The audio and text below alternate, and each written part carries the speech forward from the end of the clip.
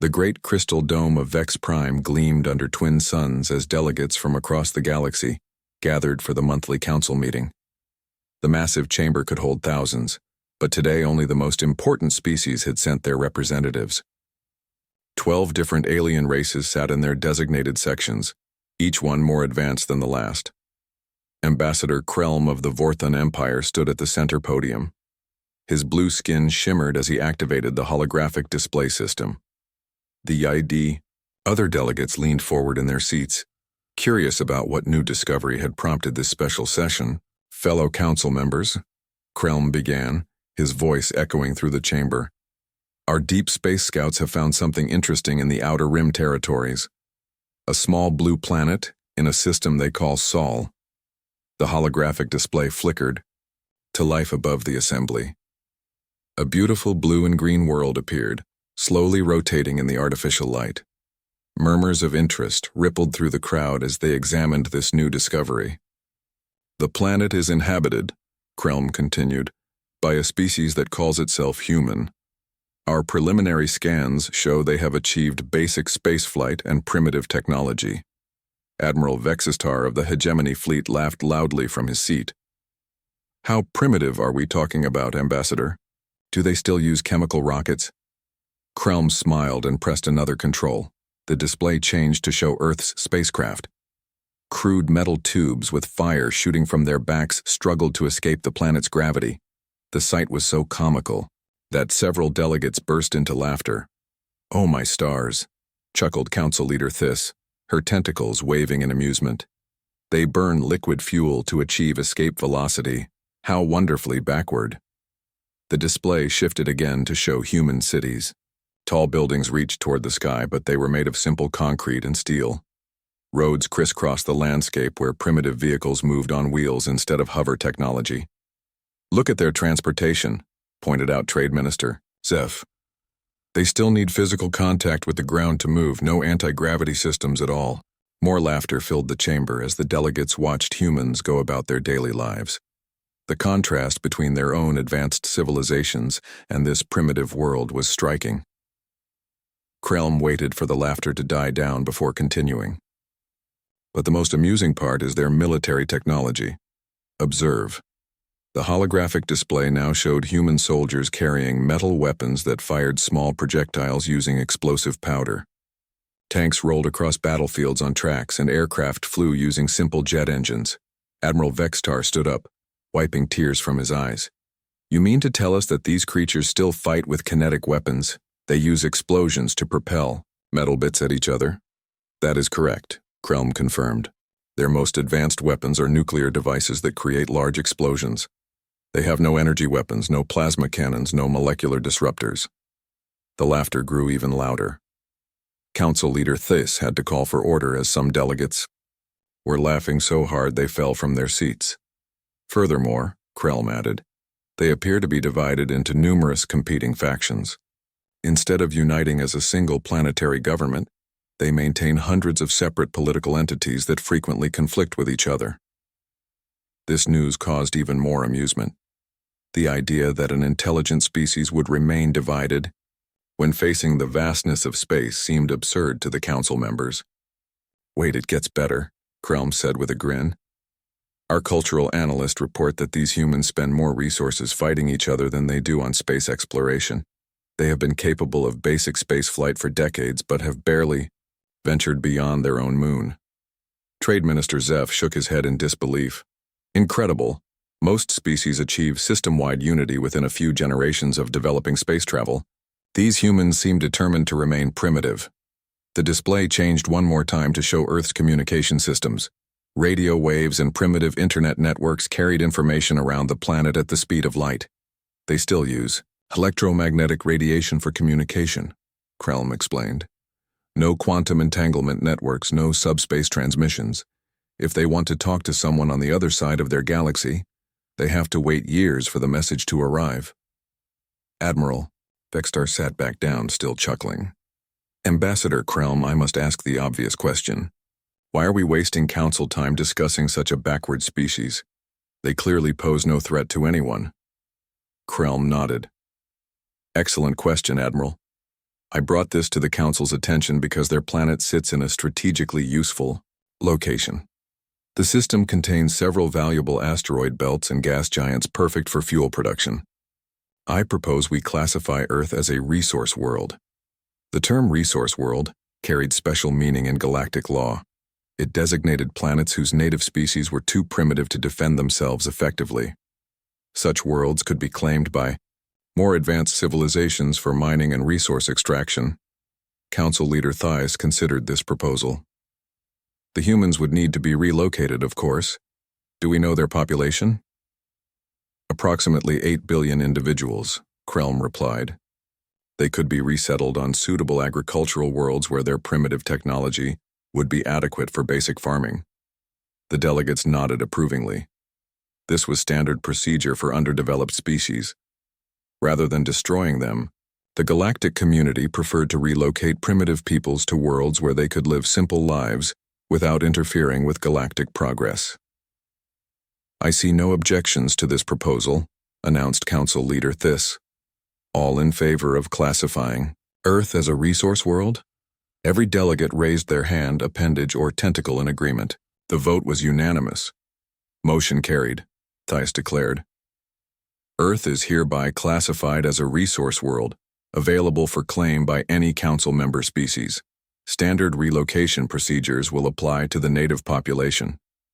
As the delegates began filing out of the chamber, their conversations continued to focus on the amusing primitiveness of humanity. Admiral Vextar spoke with several military colleagues about which species might want to claim such an easy target. Honestly, he said to his friends, it would be more of a cleanup operation than a conquest. These humans probably couldn't damage our ships if they tried for 100 years. Meanwhile, on the distant planet Earth, something very different was happening. In a hidden facility beneath the bustling city of Seoul, Commander Kim Tae-ho stared at banks of monitoring equipment. His team of specialists worked quietly around him, processing information from deep space listening posts. Dr. Park So-min looked up from her analysis station. Commander, we're getting more of those strange signals from the outer system. The pattern suggests artificial origin. Captain Lee Ji-woo frowned at his display screen. The signals are definitely not natural phenomena. Someone is out there, and they're using technology we don't recognize. Commander Kim walked over to examine the data. The signals were complex and clearly intelligent, but the language was completely foreign. However, one thing came through clearly in the transmissions: the sound of laughter. They're laughing at something, he said quietly. The question is, what do they find so amusing? Dr. Park adjusted her equipment to isolate different frequency bands. Commander, I think they're laughing at us. 6 months had passed since the Galactic Council made their decision about Earth. During those months, the alien species continued their expansion across the galaxy, conquering weaker civilizations and claiming new territories. They had completely forgotten about the small blue planet and its primitive inhabitants, but Earth had not forgotten about them. Deep beneath the streets of Seoul, in a facility that officially did not exist, Commander Kim Tae-ho walked through corridors filled with the most advanced technology humanity had ever created. The underground complex stretched for kilometers in every direction, hidden from satellite detection and alien sensors alike. Dr. Park So-min waited for him in the main briefing room. She stood before a massive screen displaying complex mathematical equations and scientific diagrams. Her usually calm face showed excitement mixed with nervousness. "Commander," she said as he entered, "I think you need to see this immediately." Kim took his seat as other key personnel filed into the room. Captain Lee Ji-woo arrived with several senior officers, while General Yoon Seok-jin connected via secure video link from his command center in Tokyo. "Dr. Park," the general said from the screen, "your message indicated a major breakthrough. What have you discovered?" Dr. Park activated the display system. The equations on the screen changed to show a three-dimensional model of space itself, with strange ripples and distortions moving through it. "For the past year, we have been studying the alien transmissions we intercepted," she began. "We learned that their faster-than-light travel uses something they call hyperspace corridors. These are like tunnels through space that allow them to travel vast distances quickly." Captain Lee nodded. We already knew that, Doctor. What's the breakthrough? Dr. Park smiled. The breakthrough is that we discovered something they do not know about. While they perfected hyperspace travel, we have been working on a completely different approach to crossing space. She pressed another control, and the display changed to show two particles connected by a glowing line. Quantum entanglement, she continued. When two particles become entangled, they remain connected no matter how far apart they are. Change one particle, and the other changes instantly. Einstein called it spooky action at a distance. General Yoon leaned forward on the screen. Doctor, we have known about quantum entanglement for decades. How does this help us against an alien invasion? Because, Dr. Park said with growing excitement, we figured out how to entangle large objects. Not just particles, but entire spacecraft. The room fell silent. Even the background hum of the ventilation system seemed to stop as everyone processed what she had just said. Commander Kim was the first to speak. You mean we can teleport our ships? Exactly, Dr. Park confirmed.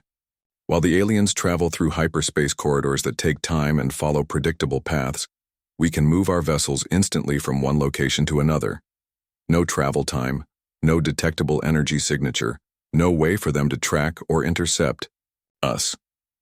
Captain Lee stood up, pacing as he thought through the implications. If this is true, it would give us an incredible tactical advantage. We could appear anywhere without warning.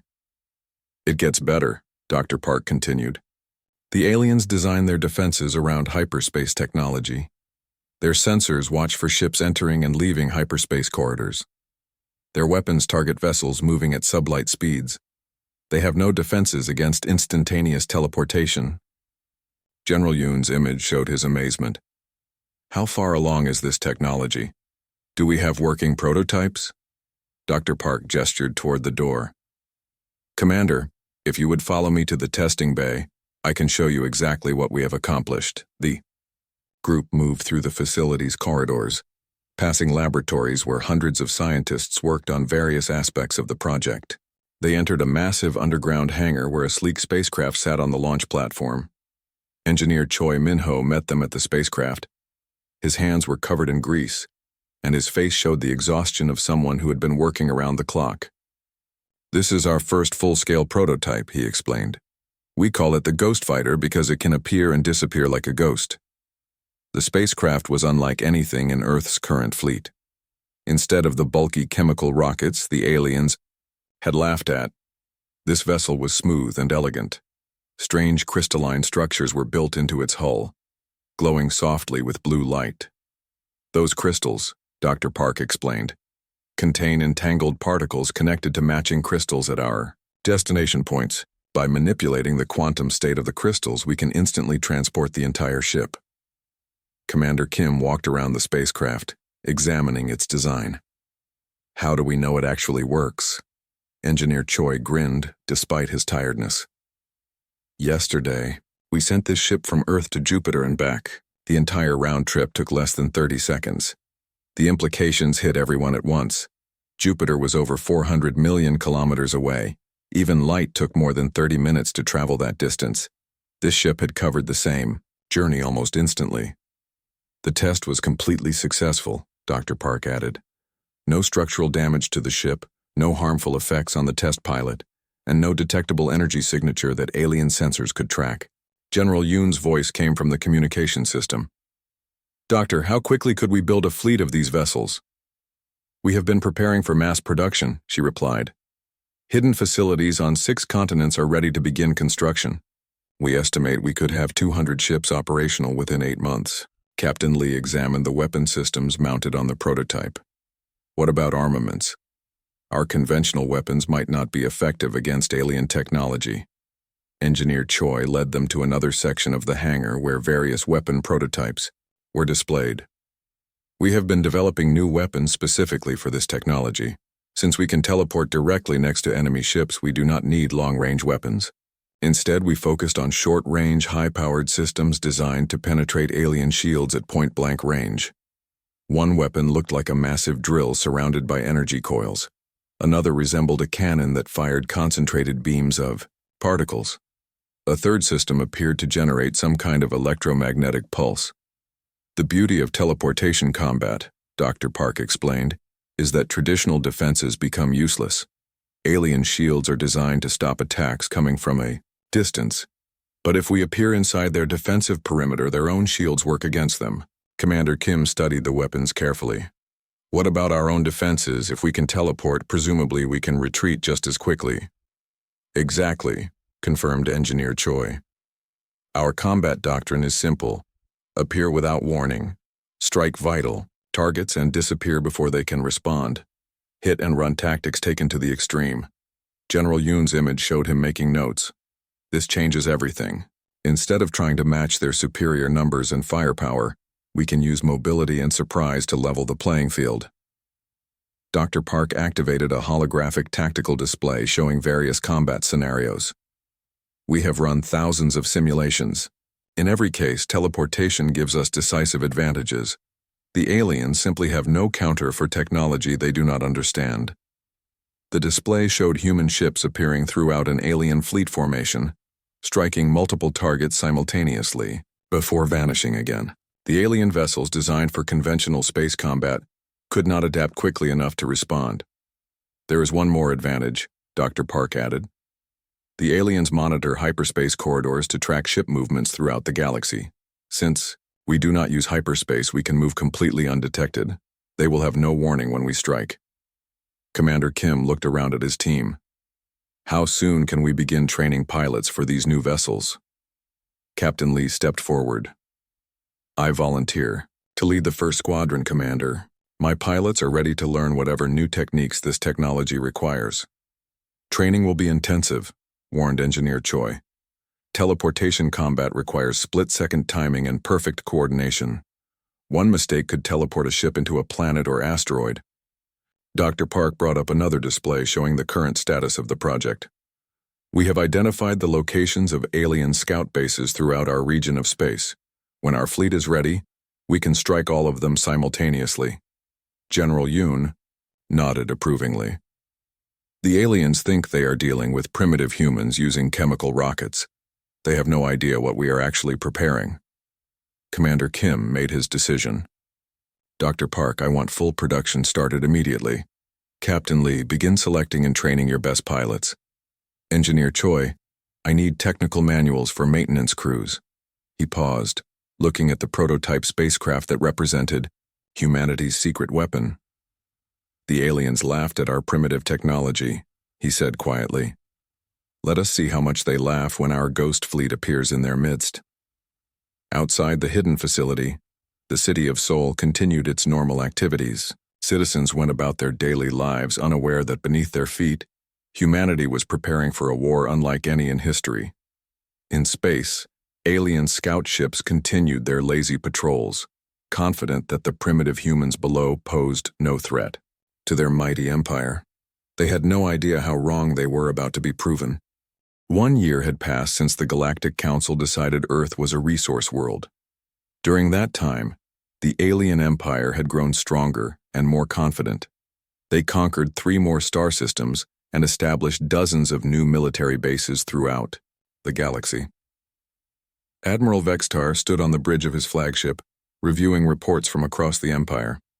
His fleet had just finished destroying the last resistance on Kepler Prime, adding another world to their collection.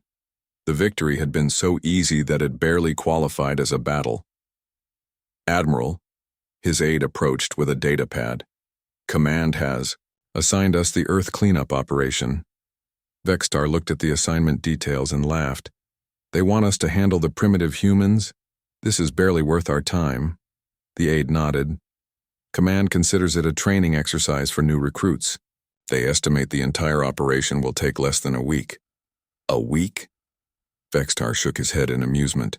These humans still use chemical rockets. We could finish this in a day if we wanted to. He looked at the tactical display showing Earth's solar system. A few primitive space stations orbited the planet, along with some basic satellites. The humans had made no progress since their initial discovery a year ago. Assign this to Commander Zilgoth, Vextar decided, Let him take the second fleet and handle it. Consider it his graduation exercise. Commander Zilgoth was young and eager to prove himself in battle. He had completed all his training courses with top marks, but had never commanded a real combat operation. The Earth assignment would be perfect for building his confidence. Meanwhile, the main galactic fleet focused on more important matters. Intelligence reports indicated that the Rigel Confederation was building new defensive systems. That would require the attention of experienced commanders and veteran troops. On Earth, a very different kind of preparation was taking place.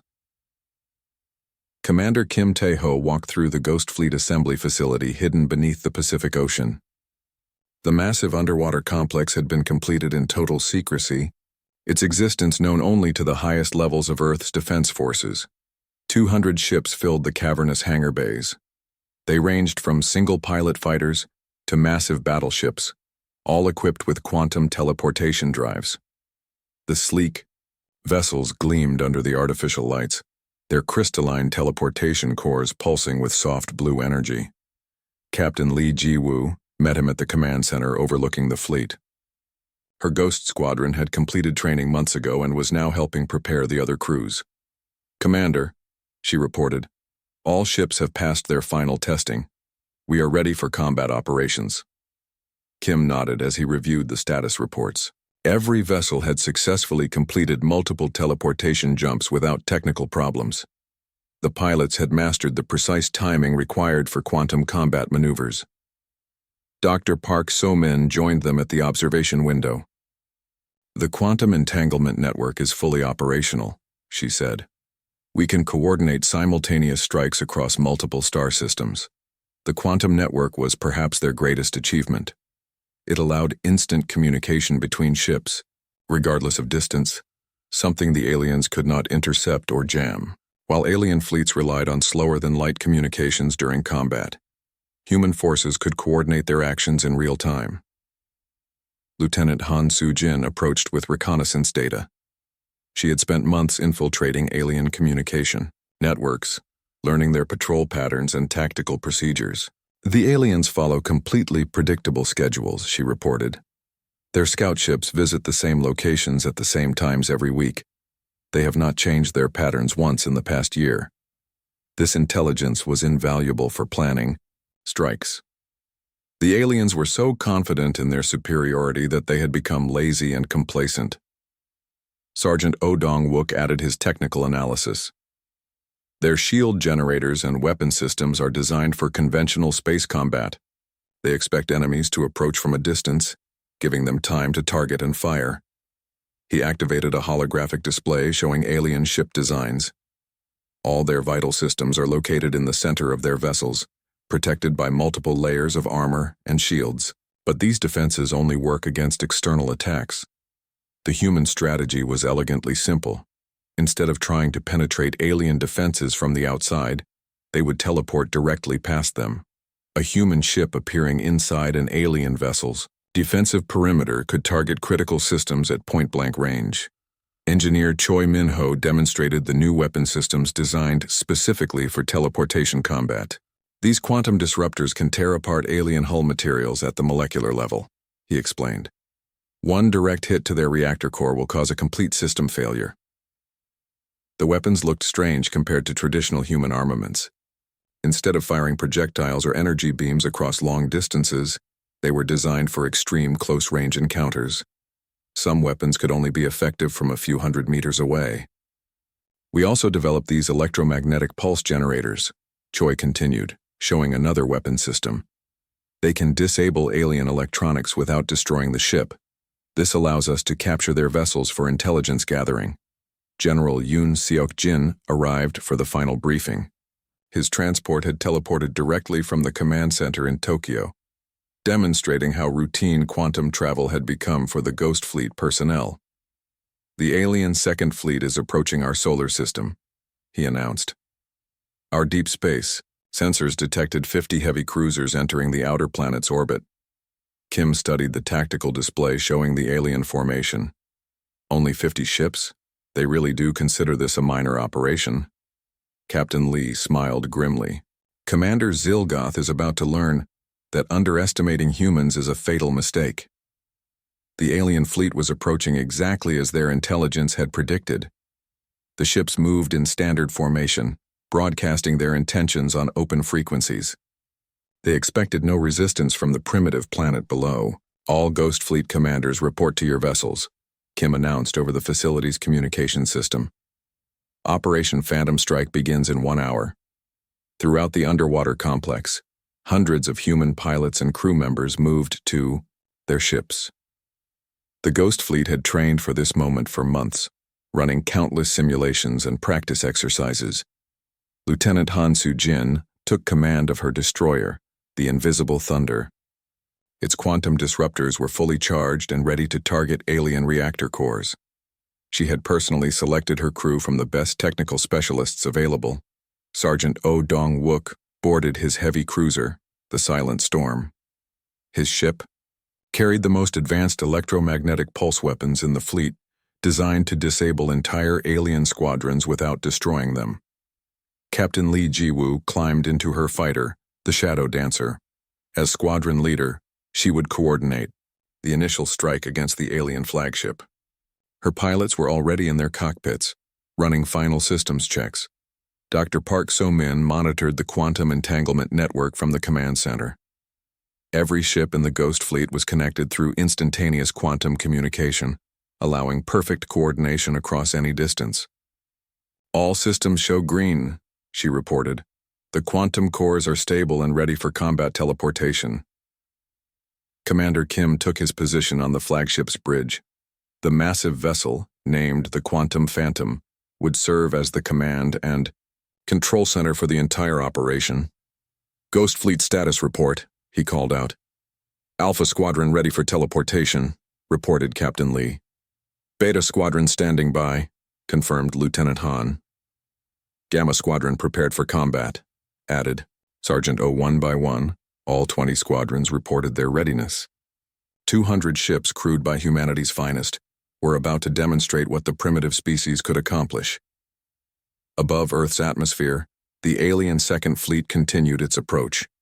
Commander Zilgoth reviewed his battle plans on the flagship's bridge. The operation was so simple it hardly required planning at all. "Begin orbital bombardment of military targets," he ordered his gunners. "Destroy their space stations and satellite networks first." The alien weapons powered up, preparing to blast Earth's primitive defenses into space debris. Zilgoth expected the entire planet to surrender within hours. He had no idea that 200 ghost ships were about to materialize around his fleet. In the Ghost Fleet Command Center, Kim watched the countdown timer reach 0. "All ships," he announced, "execute Phantom Strike. Show them what happens when you underestimate humanity." The quantum cores throughout the fleet began to glow brighter as the teleportation sequence initiated. In seconds, the Ghost Fleet would appear throughout the alien formation like deadly phantoms emerging from nowhere. The battle for Earth was about to begin, but the aliens still thought they were facing primitive humans with chemical rockets. They were about to learn how wrong they could be. Commander Zilgoth stood proudly on the bridge of his flagship as the Vorthan Second Fleet emerged from hyperspace at the edge of Earth's solar system. 50 heavy cruisers spread out in perfect formation, their weapons powered and ready for what everyone expected to be a quick victory.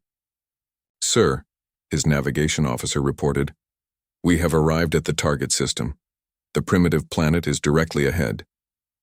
Zilgoth smiled as he looked at the tactical display. Earth appeared as a small blue dot surrounded by a few pathetic space stations and satellites. The humans had made no improvements to their defenses since the initial discovery over a year ago. "Communications," he ordered. "Broadcast surrender terms to the planet. Give them 1 hour to respond before we begin bombardment operations." The message was transmitted in basic mathematical concepts that any intelligent species should understand. It offered the humans a chance to surrender peacefully and accept relocation to agricultural worlds where they could live simple lives under alien supervision. "Sir," the communications officer said after several minutes, "we are receiving a response from the planet." "Put it on the main screen," Zilgoth commanded. The display flickered to life, showing a human in military uniform sitting at what appeared to be a primitive command center. The alien translation systems worked to convert the human language into understandable speech. "This is General Yoon Seok-jin of the United Earth Defense Force," the human said calmly. "We reject your terms and demand that you leave our system immediately." Laughter erupted across the alien bridge. The idea that these primitive creatures would reject surrender terms from a vastly superior military force seemed incredibly amusing. "General," Zilgoth replied, "perhaps you do not understand the situation. We have 50 warships equipped with weapons that could destroy your entire planet. Your chemical rockets and metal projectiles cannot harm us." General Yoon's expression remained calm and confident. "Commander, perhaps you do not understand our situation either. You have made a serious mistake coming here." More laughter filled the bridge. Several of Zilgoth's officers were wiping tears from their eyes at the absurdity of a primitive human threatening their advanced fleet. "Very well," Zilgoth said, ending the communication. "If they want to resist, we will demonstrate the futility of opposing a superior civilization." He turned to his weapons officer. "Target their orbital installations first. Destroy all satellites and space stations. Show them what happens when primitives challenge their betters." The alien weapons began charging as the fleet moved into bombardment formation. Energy readings spiked across their ships as massive plasma cannons prepared to reduce Earth's space infrastructure to glowing debris. "Sir," the sensor operator suddenly called out, "I am detecting unusual energy readings from the planet." Zilgoth frowned. "What kind of energy readings?" "Unknown, sir. The signatures do not match any technology in our databases." Before Zilgoth could respond, something impossible happened. The human space stations and satellites simply vanished from their sensors. One moment they were there, the next they were gone without any trace. "Where did they go?" he demanded. "Unknown, sir. They just disappeared. No explosion, no debris, no energy discharge. They are simply gone." Zilgoth stared at the empty space where Earth's orbital installations had been moments before. "That is impossible. Matter cannot just disappear." "Sir," the communications officer interrupted, "we are receiving another transmission from the planet." General Yoon appeared on the screen again, still sitting calmly at his command station. "Commander Zilgoth, consider this your final warning. Leave our system now, or face the consequences." "How did you make your stations disappear?" Zilgoth demanded. "We moved them to safety," General Yoon replied simply. "Just as we are about to move something else." The transmission ended, leaving the alien bridge in confused silence. Zilgoth tried to process what he had just witnessed, but it made no sense according to known physics. "Sir," his tactical officer called out urgently, "sensors are detecting massive energy buildups throughout the solar system." "From where?" Zilgoth asked. "Everywhere, sir. The readings are appearing at random locations around our fleet." Deep beneath Earth's oceans, Commander Kim Tae-ho watched the final preparations for Operation Phantom Strike.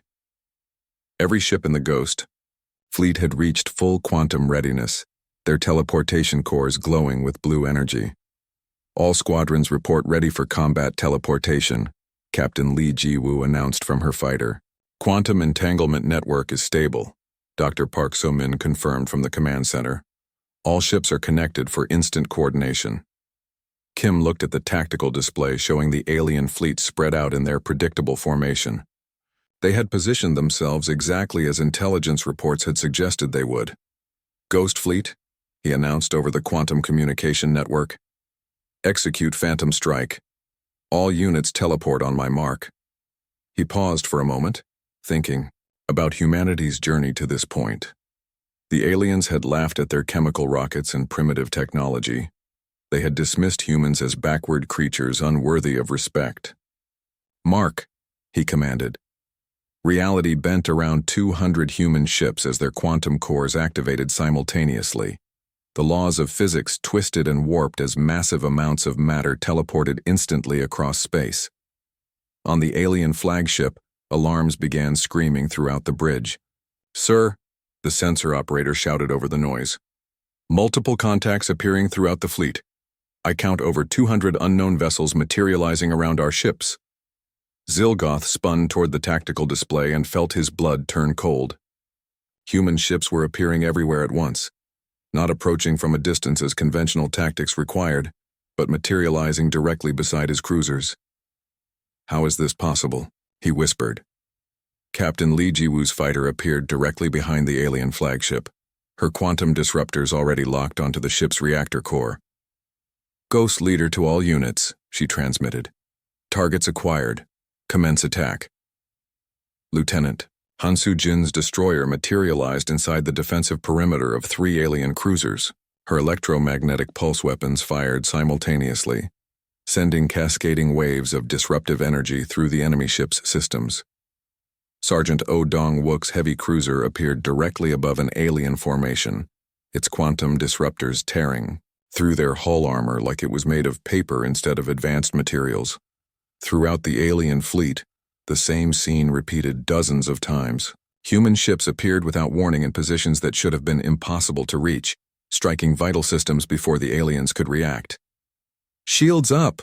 Zilgoth screamed. "Return fire!" But the alien shields had been designed to stop attacks coming from outside their defensive perimeters.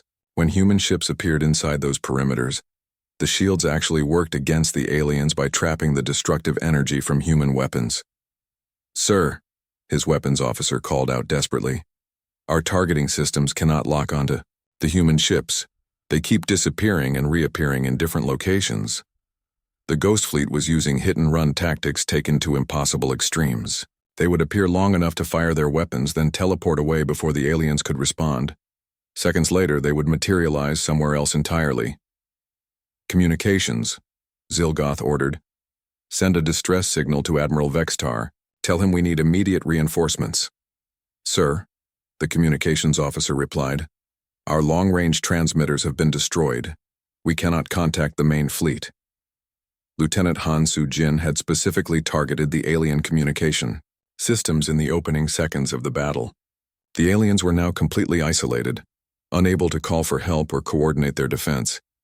Commander Kim watched the battle unfold from his flagship's bridge. The tactical display showed alien ships throughout the formation suffering critical damage as Ghost Fleet squadrons struck again and again. "Sir," his tactical officer reported, "enemy fleet effectiveness has dropped to 30%. Multiple alien ships are losing power and drifting." The battle was proceeding exactly as their simulations had predicted. The aliens, despite their superior numbers and firepower, could not adapt to an enemy that could appear anywhere at any time. "Ghost Squadron leaders," Kim announced, "begin Phase 2, target their command ships and disable their leadership." Captain Lee acknowledged the order and teleported her fighter directly onto the alien flagship's bridge. Her ship appeared inside the command center itself, its weapons trained on the startled alien officers. Zilgoth stared in shock at the human fighter that had materialized in his bridge. The sleek vessel hovered silently in the center of the command center, its pilot visible through a transparent cockpit. Captain Lee activated her ship's external speakers. "Commander Zilgoth," her voice echoed through the bridge, "you are defeated. Order your remaining ships to surrender immediately." "This is impossible," Zilgoth whispered. "How did you get inside our ship?" "The same way we got inside your entire fleet," Lee replied. "You came here expecting to fight primitive humans with chemical rockets. Instead, you found something your empire never imagined." Around them, the alien bridge crew stood frozen in terror. Their weapons were useless at such close range, and any attempt to fire would likely destroy their own command center. "Your weapons cannot hurt us," Zilgoth said, trying to sound confident. "Our armor is too strong." Lee's fighter fired a single quantum disruptor pulse into the bridge's main computer system. The advanced alien technology simply disintegrated at the molecular level, leaving behind only empty space where the computer had been. "Our weapons were designed specifically to destroy your technology," she explained calmly. "Surrender now, or we will disable every system on every ship in your fleet." Zilgoth looked around his bridge at the terrified faces of his crew. Half his fleet was already dead or drifting powerless in space. The remaining ships were scattered and unable to coordinate their actions. "I surrender," he said quietly. Throughout the alien fleet, the message was broadcast on all frequencies. The Vorthon's Second Fleet, which had arrived expecting an easy victory over primitive humans, was surrendering to an enemy they could not understand or fight. The battle had lasted exactly 12 minutes. News of the Second Fleet's complete destruction reached the Galactic Council within hours. Admiral Vextar stood in his command center staring at the emergency reports with disbelief. 50 heavy cruisers had been defeated by a primitive species that should not have been capable of harming a single alien scout ship. This must be some kind of mistake, he told his aide. Commander Zilgoth probably encountered a technical malfunction or navigation error. The aide nervously handed him another data pad. Sir, we received his final transmission before communications were cut off. He reported that human ships were appearing everywhere at once throughout his fleet. Vextar threw the data pad across the room in frustration. Impossible. These humans use chemical rockets. They cannot even leave their own planet effectively. How could they destroy an entire battle fleet? Council Leader Thys called an emergency session within the crystal dome of Vex Prime. Representatives from all 12 species gathered in obvious confusion and concern. The loss of 50 warships to a primitive world had shaken their confidence in galactic superiority. Fellow council members, Thys announced, we face an unprecedented situation. The humans have somehow defeated our second fleet using unknown technology. Trade Minister Zeph stood up from his seat. With respect, Council Leader, this is clearly impossible. We observed their technology ourselves. They are centuries behind our capabilities. Ambassador Krelm activated the holographic display system, showing the last sensor readings from the destroyed fleet. According to these reports, human vessels appeared instantly throughout our formation without using hyperspace corridors. The assembled delegates studied the tactical data with growing amazement. The energy signatures made no sense according to known physics. Ships simply materialized from nothing, struck their targets, and vanished again. Perhaps they developed some form of cloaking technology, suggested Admiral Thys of the Hegemony Fleet. No, Krelm replied. Cloaking would not explain instantaneous movement across large distances. This appears to be actual teleportation. Murmurs of disbelief rippled through the chamber. Teleportation was considered theoretically impossible by galactic science. Matter could not simply disappear from one location and reappear in another without traveling through the space between. Suddenly, alarms began blaring throughout the council chamber. Emergency lights flashed as security systems activated automatically. The delegates looked around in confusion as their guards rushed to defensive positions. What is happening? Demanded Council Leader Thys. Before anyone could answer, reality twisted in the center of the chamber. The air itself seemed to bend and ripple as quantum forces distorted space-time. Then, with a soft blue flash, human spacecraft began materializing throughout the council hall. Captain Li Jiwu's fighter appeared directly above the main podium. Lieutenant Han Sujin's destroyer materialized near the delegate seating area. Sergeant Oh Dongwook's cruiser emerged beside the main viewing screen. Dozens of human ships filled the vast chamber, their weapons powered but not yet firing. The alien delegates sat in stunned silence as they found themselves surrounded by the impossible sight of spacecraft that had appeared from nowhere. There, guards raised weapons but hesitated to fire inside the council chamber, where a single missed shot could kill multiple ambassadors. The largest human ship appeared at the center of the room. Commander Kim Tae-ho's flagship, the Quantum Phantom, hovered silently above the assembly floor. Its hull gleamed under the chamber's artificial lighting while its quantum cores pulsed with soft blue energy. A section of the flagship's hull became transparent, revealing Commander Kim standing on his bridge. He activated his ship's external communication system so his voice would carry throughout the chamber. Members of the Galactic Council, he began, his words automatically translated into every alien language. My name is Commander Kim Tae-ho of the United Earth Defense Force. Council Leader Thys found her voice first. How did you get here? This system is protected by the most advanced defensive networks in the galaxy. Kim smiled calmly. The same way we appeared in your second fleet, Council Leader. We have mastered technology that your science considers impossible. Admiral Vextar stood up, his face showing a mixture of fear and anger. You destroyed 50 of our finest warships. That was an act of war against the Galactic Empire. No, Kim replied firmly. That was an act of defense. Your fleet came to our world with the intention of enslaving our people and stealing our resources. We simply protected ourselves. Dr. Park Somin appeared on the flagship's bridge beside Commander Kim. She activated a holographic display that showed the quantum mechanics behind human teleportation technology. For over a year, you have dismissed us as primitive, she explained, to the assembled delegates. You laughed at our chemical rockets and simple technology, but while you perfected hyperspace travel, we chose a completely different path. The display showed detailed diagrams of quantum entanglement on a macro scale. Complex equations filled the air above the delegates' heads as Dr. Park explained the scientific principles behind instantaneous teleportation. You assumed all intelligent species would follow the same technological development, she continued. You believed that hyperspace corridors were the only way to cross interstellar distances quickly. You were wrong. Trade Minister Zeph studied the equations with growing understanding. This technology would make hyperspace travel obsolete.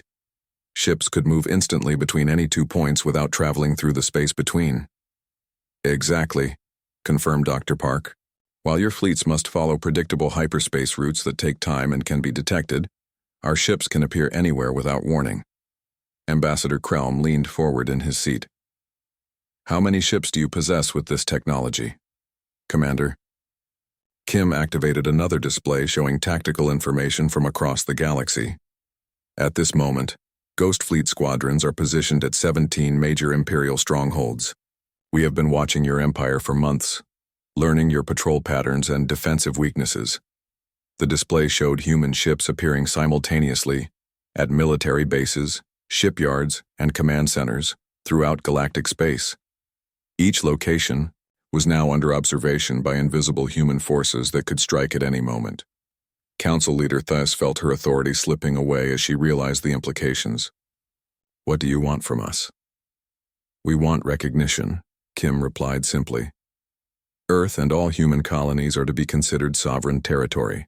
Any attempt to invade, enslave, or exploit human worlds will be met with immediate response from our entire fleet. Admiral Vextar attempted to rally the Council. You cannot threaten the entire Galactic Empire. We have thousands of ships and control hundreds of worlds. Kim's expression remained calm, but his voice carried the quiet authority of someone who held all the advantages. Admiral, your thousands of ships follow predictable hyperspace routes and gather at known locations. Our Ghost Fleet can appear at any of those locations instantly and without warning. Lieutenant Han Soo-jin's voice came over the communication system from her destroyer. Admiral, we have been monitoring your main fleet at the Rigel system. Shall I demonstrate our capabilities there as well? The threat was clear.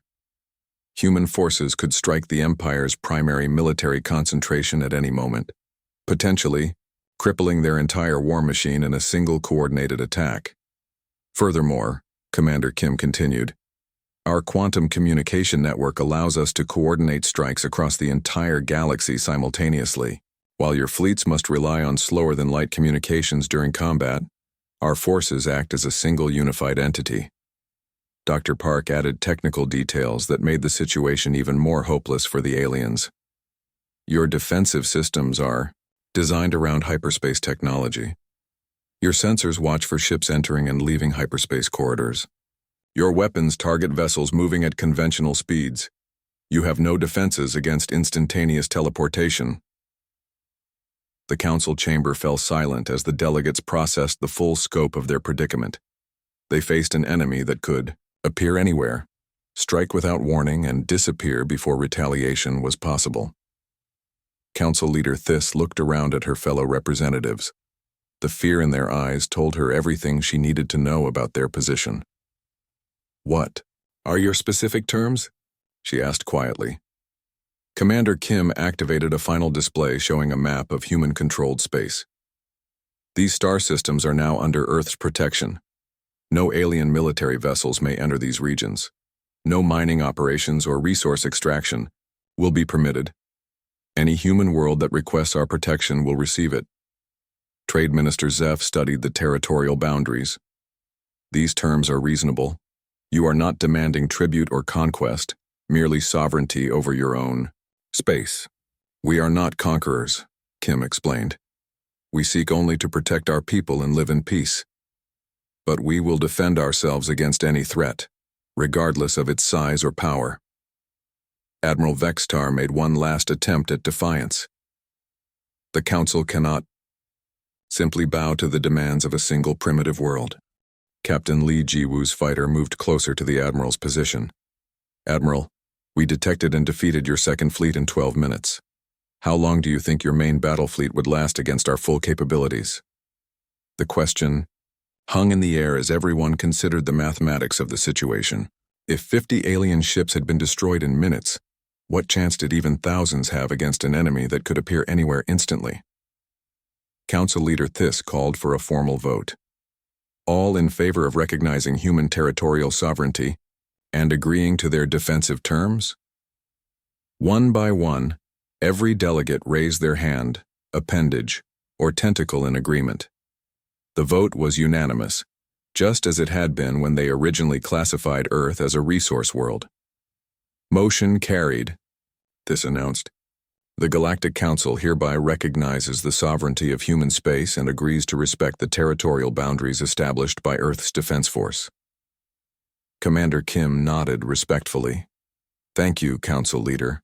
We hope this marks the beginning of peaceful relations between humanity and the galactic community. The human ships began disappearing one by one, vanishing as mysteriously as they had arrived. Within minutes, the council chamber was empty except for the stunned alien delegates. Admiral Vextar sat down heavily in his chair. How did we get this so wrong? He asked quietly. Ambassador Krelm looked at the empty space where the human fleet had been. We assumed that primitive technology meant primitive thinking. We never considered that they might have chosen a completely different path to the stars. Council Leader Thys stood up slowly. Send word throughout the Empire. Human space is off-limits to all military and commercial operations. Any commander who violates these terms will face the consequences. Back on Earth, Commander Kim returned to his family home in Seoul.